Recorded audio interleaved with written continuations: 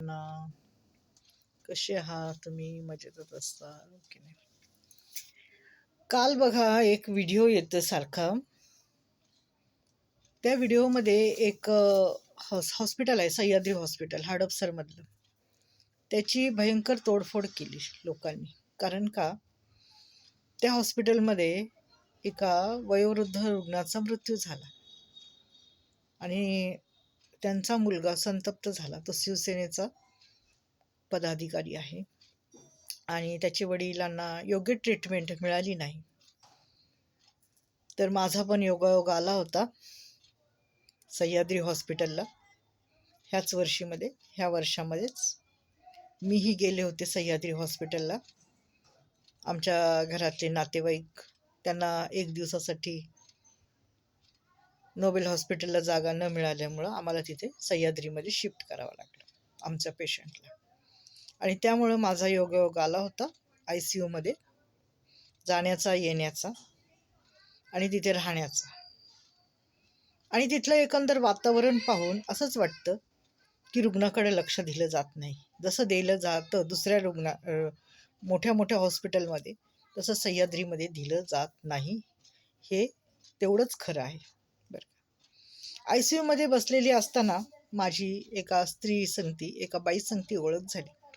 आता तिथं ICUमध्ये आपला पेशंट असल्यावर तिथं सर्वांना एक खोली दिली जाते आणि मग त्या खोलीमध्ये सर्वजण आपापले पेशंटचे नातेवाईक बसलेले असतात. तसंच माझं एका बाईशी ओळख झाली आणि आम्ही दोघी बोलत होतो. बोलत असताना तिने मला सांगितलं, मी म्हटलं काय मावशी, कोण आहे तुमचं? तर म्हटली माझा नवरा आहे. आणि तुमचं? तर म्हटलं माझी आहेत, घरातलीच आहेत माझी. असं असं आहे म्हटलं, आमच्या घरातली पण माझी मावशी वगैरे आहे असं सांगितलं. तर असं बोलत असताना मी तिला म्हणाले, किती दिवस झाले तुमचं पेशंट ICUमध्ये? म्हटली 5 महिने झाले ताई, ICUमध्ये माझा पेशंट आहे. किती? 5 महिने. तर मी म्हटलं काय कंडिशन आहे? तर म्हणे काही नाही कंडिशन, जसं आम्ही घरून आणलं होतं ना तसंच आहे पेशंट. आणि आत्ता आमचे पैसे संपले, माझ्या मुलाच्या कामातले होते, आमचा इन्शुरन्स होता, लाईफ इन्शुरन्स, तो आम्ही वापरला. आणि आत्ता ते म्हणतात की आणखीन तुम्हाला 2 लाख रुपये भरावे लागतील, नाही तर तुमचा पेशंट तुम्ही घरी घेऊन जा. म्हणजे अख्खं आम्हाला त्यांनी एकदम रिकामं केलं. आता आम्ही कुठल्याच हॉस्पिटलमध्ये जाऊ शकत नाही आणि आमच्याकडे इतके पैसे पण नाही. आणि रुग्ण आहे त्या स्थितीच आहे, थोडा पण हात पण हलवत नाही, काय नाही काय नाही. त्याला नळीतूनच लिक्विड दिलं जात आहे. असं सत्य परिस्थिती, हा एकदम ही खरी परिस्थिती सांगते. आणि ती बाई रडायला लागली.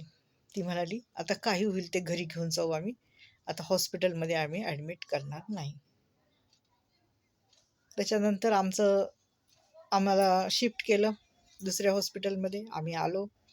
एकंदर तिथली स्वच्छता हे ते इतकं काही ठीक नाही. पैसे भरपूर घेतात, पैशाला काही हे नाही आहे, पण डॉक्टर जे आहेत ना ते व्यवस्थित डॉक्टर नाही आहेत. आणखीन एक घटना आमची सह्याद्रीलाच झालेली, एरोडाच्या सह्याद्रीला. माझे मेहुणे, काही नाही, छातीत थोडंसं त्यांना त्रास होत होता, म्हणून त्यांना संध्याकाळच्या समयी माझ्या बहिणीने दवाखान्यात घेऊन गेली एरोडा सह्याद्रीला. आणि तिथे गेल्याच्या नंतर एक डॉक्टर होते, त्यांनी काहीतरी थोडंफार औषधं दिली आणि त्यांना घरी पाठवलं. घरी पाठवल्याच्या नंतर थोड्या वेळाने माझ्या मेहुण्याच्या परत म्हणजे त्यांना बरं वाटेना, छातीत दुखत राहिलं. म्हणून समोरच असणाऱ्या हॉस्पिटलमध्ये त्यांना, जवळच एक 2 मिनिटाच्या अंतरावरच हॉस्पिटल होतं, त्या हॉस्पिटलमध्ये त्यांना घेऊन जाण्यात. आणि तिथे ते जात असताना, पायरी चढत असतानाच त्यांना जोरात अटॅक आला आणि तिथंच ते कोसळले छातीत दुखल्यामुळं आणि त्यांचा तिथेच मृत्यू झाला. जर डॉक्टरने त्या दिवशी त्यांना जर ॲडमिट करून घेतलं असतं आणि योग्य उपचार दिले असते तर आज ते जिवंत असते. तर ह्या 2 गोष्टी माझ्या सह्याद्रीशी खूप जवळच्या घडल्या, घरातल्याच आहेत. त्यामुळं मला सह्याद्रीविषयी थोडंसं बोलायचं होतं, कारण काल जो प्रकार झाला त्याच्याबद्दल लोकांचा जो संताप आहे तो योग्यच आहे.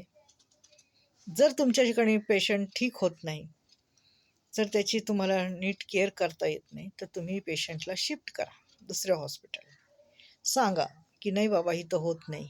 ओके.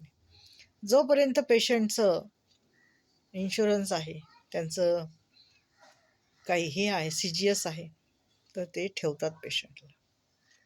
बाकीच्या गरीब पेशंटला तिथं बिलकुल जागा नाही आहे. ज्यांच्याकडे पैसे आहे त्यांचीच तिथं, मी म्हणत नाही योग्य ट्रीटमेंट केली जाते.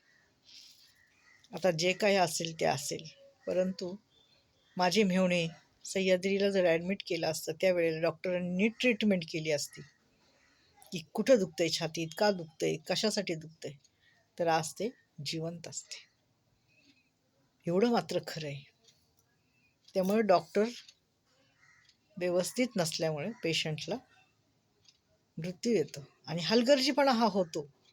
एवढं मात्र खरं आहे, होतो.